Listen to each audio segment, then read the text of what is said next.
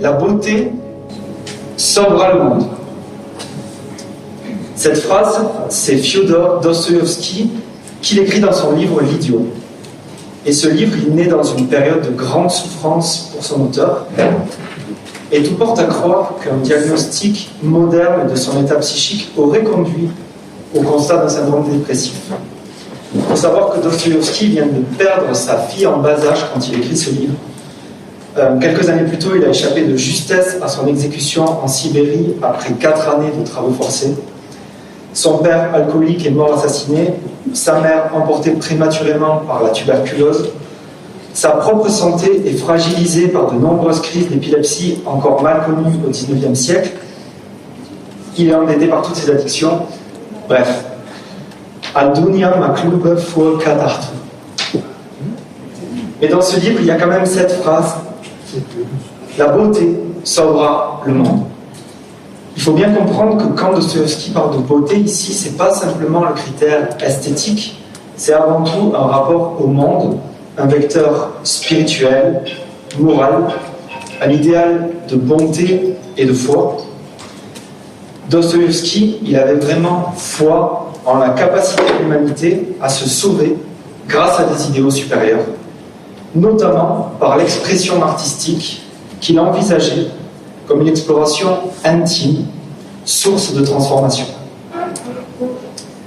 Difficile de ne pas voir en cet auteur un précurseur, parmi d'autres, de l'art-thérapie. Même si sa vision, elle fait l'économie de la relation thérapeutique. Parce que c'est bien la relation en art-thérapie qui est thérapeutique.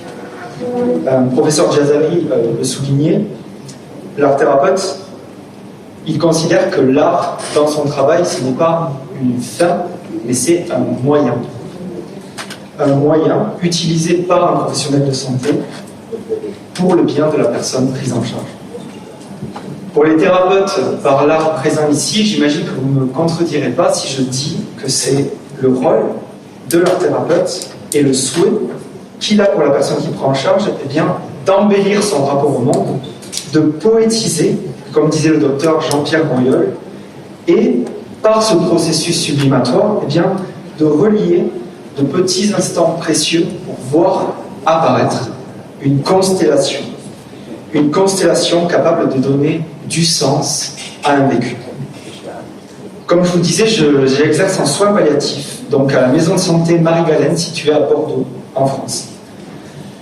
La population palliative, elle rencontre une souffrance qui est multidimensionnelle. Elle est évidemment physique, mais elle est aussi psychique, morale, sociale, spirituelle. Les symptômes dépressifs sont malheureusement très fréquents. Environ un patient sur 4 en fin de vie est diagnostiqué dépressif. Pour ceux qui sont diagnostiqués, parce que souvent le diagnostic n'est pas fait, parce qu'il y a déjà tellement de choses à prendre en compte avec la personne en soins palliatifs, on ne va pas en plus faire un diagnostic pour évaluer la dépression. Plusieurs facteurs augmentent ce risque de dépression, comme la perte d'autonomie, la douleur chronique non soulagée, ou encore, évidemment, l'angoisse de mort. Quel que soit notre âge, notre culture ou notre vécu, ce savoir condamné à court terme, c'est toujours une épreuve sans précédent. Et côté soignant, côté thérapeute, ça demande beaucoup d'adaptabilité. Parce que parfois, à quelques jours d'intervalle, une personne peut se présenter avec un autre corps, un autre moral, parfois un désir d'en finir. Donc l'idée, c'est vraiment d'être toujours sur ses appuis. Avant d'être thérapeute, j'ai été professionnel paramédical en unité de soins palliatifs également. Donc des personnes en fin de vie, j'en ai pris en charge beaucoup. Des décès aussi. Et les dernières paroles des patients, jamais entendues aussi. Et la difficulté que j'ai le plus souvent entendue de la voix de ces courageuses personnes qui traversent ces épreuves, c'est ce que j'appelle la perte de sens. C'est pas toujours verbalisé comme ça, mais je parle de cette apathie consciente et résignée. Un désespoir existentiel. crois plus en rien, c'est fini pour moi. Il n'y a pas de justice, en fait, il n'y en a jamais eu. Je ne sais même pas si Dieu existe finalement. Avant, je construisais ça, ou je peignais, ou je faisais telle chose pour mon bien-être, mais à quoi bon? C'est vraiment l'idée du à quoi bon. La question, c'est comment on répond à ça, à cette perte de sens. Eh bien, il est possible, et on va le voir un peu après, il est possible que l'art-thérapie réponde mieux à cette problématique du sens que d'autres approches, je dirais, plus conventionnelles. J'irais même plus loin, elle pourrait bien être l'une des seules approches à pouvoir atteindre certaines dimensions spécifiques abîmées par cette souffrance existentielle. Alors, il ne s'agit pas de remplacer, par exemple, une réévaluation des thérapeutiques ou un suivi psychologique par de l'art-thérapie, c'est vraiment pas ça que je dis. Par contre, il s'agit de se poser la question honnêtement, dans un hôpital de jour envisageant une approche intégrative, donc l'approche intégrative qui a été définie tout à l'heure lors de la conférence précédente, bien, qui prend en charge cette perte du sens de la vie? Qui prend en charge la détresse spirituelle? Pour entrer dans le cœur du sujet qui nous réunit ici, qui prend en charge le syndrome dépressif par un passage à l'action et pas seulement par une écoute non passionnelle ou une augmentation de la posologie? Je ne vais pas ouvrir ici le débat de l'euthanasie parce que c'est une réponse définitive qui mettrait en échec tout ce qui nous réunit aujourd'hui. Donc, quand on va mal, bien souvent, les mots ne suffisent pas pour dire notre souffrance. Le professeur Le Taïef l'a très bien expliqué d'ailleurs hier. Et le canal d'expression artistique, donc qui est différent du canal verbal, le canal d'expression artistique a cet avantage de pouvoir dire autrement, souvent avec plus de puissance, mais aussi avec plus de douceur, plus de délicatesse, eh bien ce que les mots seuls ne sauraient exprimer. Et l'art-thérapeute, il est là pour ouvrir ce canal. Peut-être que dans ce contexte, une séance d'art-thérapie, et spécifiquement une séance d'art-thérapie, eh bien, peut permettre cette expression libératrice, peut permettre à la personne une reconnexion à sa spiritualité, le plaisir d'investir ou de réinvestir une pratique qui lui apporte du bonheur, ou pourquoi pas un partage intense avec celles et ceux qui l'accompagnent dans cette épreuve. Pour revenir au verbe poétiser que je disais tout à l'heure, eh bien le participant peut de nouveau poétiser un quotidien et par ce nouveau rapport au réel, eh bien potentialiser l'ensemble des thérapeutiques mises en place. Donc tout ça, c'est un discours qui doit peut-être vous parler, surtout pour les pratiquants qui savent que c'est pas de la magie, c'est bien de l'art-thérapie, c'est quelque chose qui se constate. Voilà, je sais que je suis en présence de consoeurs et de confrères qui vont me comprendre, mais pour l'institution médicale, vous le savez aussi, cette quête de reconnaissance du métier, elle passe par la recherche de la preuve de ses effets. Donc sur la période d'avril à juin 2024, avec l'équipe, nous avons réalisé une étude qualitative avec le soutien de la direction de l'établissement. Donc une étude menée dans cet hôpital de jour auprès de patients identifiés soins palliatifs pour constater les effets concrets des séances d'art-thérapie et tenter d'en extraire de la donnée objectivable. Donc ce que je vous propose, c'est un petit bilan rapide de cette étude pour enrichir en fait la réflexion. Les séances avaient lieu chaque semaine et elles étaient à dominante art plastique, pour la précision. Donc voilà les scores. 100% des participants indiquent avoir apprécié les séances et 85% expriment une volonté de poursuivre le suivi art thérapeutique après l'étude. La perception de la douleur, par contre, elle a obtenu un score assez bas, 25%. Ça peut être expliqué de plusieurs façons. Il y a une corrélation positive entre les patients qui ont bénéficié de séances dont l'objectif thérapeutique précis visait l'apaisement corporel et leur score de diminution de la sensation de la douleur. Mais petit à petit, on va arriver à ce que j'estime intéressant au vu de notre réflexion. Les séances, par exemple, ont favorisé une renarcissisation pour 65% des participants. Qu'est-ce que c'est la renarcissisation? C'est tout simplement le témoignage d'un sentiment de fierté, d'une réussite, d'un accomplissement personnel, et donc un regain de confiance, et donc de sens, dans leur propre capacité d'agir. Et surtout, les séances ont permis un passage à l'action post-séance, puisque la moitié des participants a eu envie de commencer ou de reprendre une activité créative porteuse de sens dans leur vie, suite au suivi thérapeutique. Donc la moitié des patients sont sortis des séances en se disant « Ok, je veux continuer, je veux prendre ou reprendre une activité ». Donc on estime que c'est un score qui est vraiment inespéré et particulièrement encourageant. Les séances ont contribué à favoriser le lien social pour 85% des participants, notamment en séance de groupe. Bon, en séance de groupe, il y a d'autres dynamiques qui entrent en jeu, dynamique sociale évidemment. Donc normal que le score soit plus élevé pour les séances de groupe. 100% des participants ayant produit estiment avoir pris du plaisir à créer. 50%, donc la moitié des participants, ont souhaité conserver leur production et elles étaient presque toujours, de leur dire, porteuses d'une charge symbolique.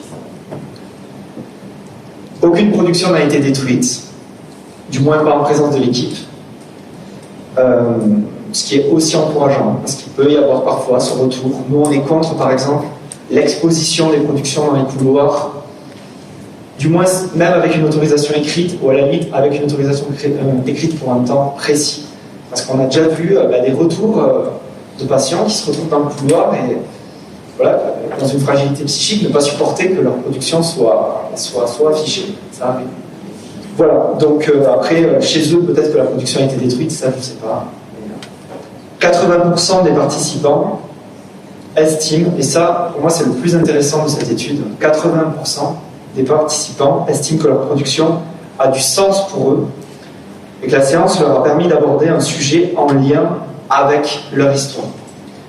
Un patient a par exemple verbalisé que la production qu'il avait réalisée dans une séance avec moi lui permettait de se rapprocher de sa foi en Dieu, ce qui a ouvert une conversation durant laquelle il m'a clairement dit qu'il voulait reprendre la prière et se reconnecter à sa foi.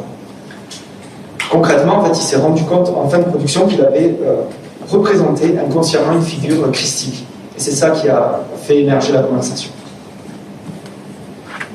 Beaucoup de patients se sont saisis de la séance pour aborder un souvenir, un désir inassouvi, une réflexion existentielle. La famille d'un patient, par exemple, après qu'il soit parti, nous a quittés, il m'a écrit pour me dire que la production qu'ils ont réalisée en commun, puisqu'ils avaient réalisé quelque chose en commun, c'était le dernier souvenir heureux d'un moment partagé avec lui. Et la production est accrochée dans leur salon, sans doute pour permettre à cet instant de vivre encore un peu. Je parlais plutôt de la relation patient-accompagnant. Une patiente dont vous voyez les productions ici a souhaité revenir accompagnée de son fils pour une séance parent-enfant dans le but de partager un moment créatif avec son fils, mais aussi dans le but de modifier la perception négative que son fils avait de l'institution médicale. Pour cet enfant, l'hôpital c'était le mauvais objet, la source des problèmes de santé de sa maman, qui était relativement jeune. Eh bien, notamment grâce à leur thérapie, un changement de rapport a pu être amorcé et cet enfant était heureux de venir en tout cas dans cet hôpital de jour parce qu'il savait qu'il allait pouvoir vivre ce moment privilégié avec sa mère. Pour compléter un peu ces vignettes cliniques et pour terminer aussi, je prendrai le cas d'une patiente dépressive atteinte d'un cancer à un âge particulièrement avancé. Elle verbalisait des idées noires à la première séance. Elle répétait à l'équipe qu'elle passerait à l'acte parce que son quotidien était insupportable pour elle. Et dès la première séance, Elle a investi la relation au point de ne revenir qu'à la condition de pouvoir faire une nouvelle séance d'art-thérapie. Donc elle venait voir l'équipe, elle disait: est-ce que j'ai séance d'art-thérapie? Non, je viens pas.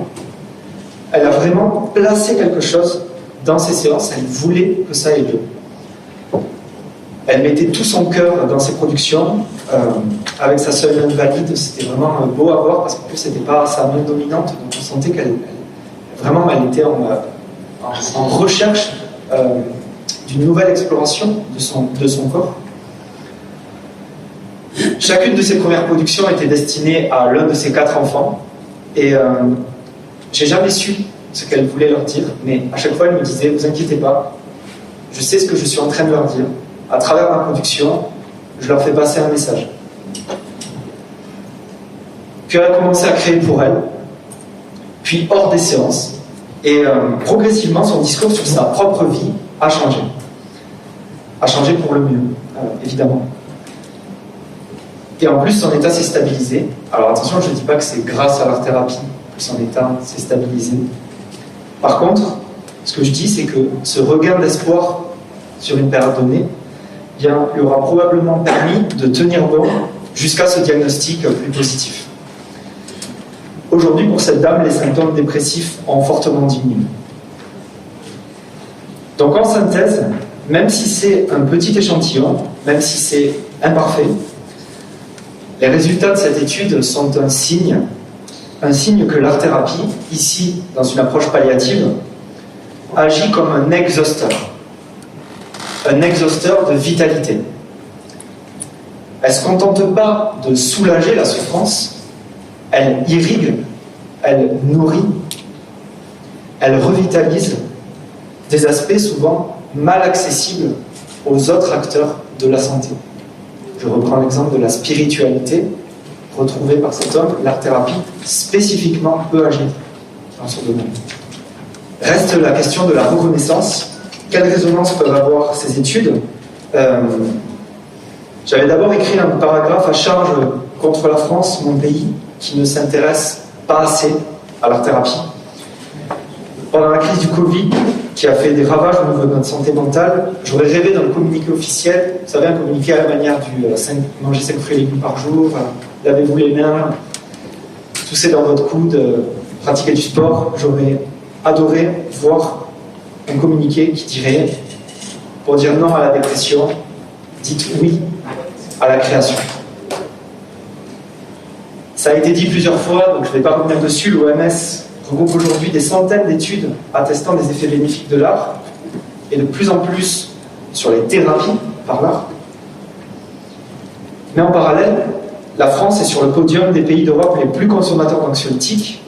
Un Français sur 10 a déjà traversé une dépression, et 34% des actifs, les travailleurs, ont déjà traversé un burn-out, et sur ces 34%, 13% qualifiés de sévères, avec le risque évident de syndrome dépressif associé. Ça représente 2,5 millions de personnes. Donc pourquoi ne pas informer nos concitoyens de cette voie d'accès au mieux-être qui est si bénéfique, si douce et si peu coûteuse? Ce qu'il faut le dire aussi, l'art-thérapie, c'est peu coûteux. Bon voilà, j'ai dit que je ne parlerai pas de la France, on en a parlé quand même. Et je peux râler autant que je veux. Je crois sincèrement que c'est d'abord la responsabilité du thérapeute par l'art de lutter pour la reconnaissance de son métier. Il ne faut jamais hésiter à prendre le temps d'informer une équipe du rôle de l'art-thérapeute quand on arrive. Il faut combattre les idées reçues, parce qu'il y en a beaucoup, avec des incompréhensions sur ce qu'est l'art-thérapie, sur ce qu'est la médiation artistique, sur ce qu'est l'utilisation de l'art dans un but sanitaire. Le but sanitaire et le but thérapeutique sont deux choses différentes. Et dans la mesure du possible, tenter de rendre visible à notre niveau les bienfaits que nous constatons pendant nos séances. Et pour ce dernier point, j'en profite pour saluer avec plus grand respect Abdelbasset Touati, merci beaucoup, et toute l'équipe du colloque qui nous rassemble ce week-end pour faire rayonner l'art-thérapie par-delà les frontières. On a la chance de vivre une époque où notre capacité de résonance est immense, et à ma toute petite échelle d'art-thérapeute, j'ai ouvert une chaîne YouTube qui s'appelle Art et Thérapie, dont le but est d'informer sur l'art-thérapie, de donner la parole aux professionnels, d'ouvrir à ce sujet avec les moyens de communication modernes. Donc je vous le dis d'ailleurs, chaque personne présente ici est la bienvenue pour prendre la parole sur cette chaîne afin de faire grandir encore et encore notre voix. Cette voix, je souhaite qu'elle vibre le plus fort possible, par-delà les guerres de chapelle, par-delà les frontières, et jusqu'au cœur de celles et ceux qu'elle pourra aider. Mes amis, la beauté sauvera le monde. Et je peux même vous dire qu'elle sauve déjà des vies. Merci de m'avoir écouté.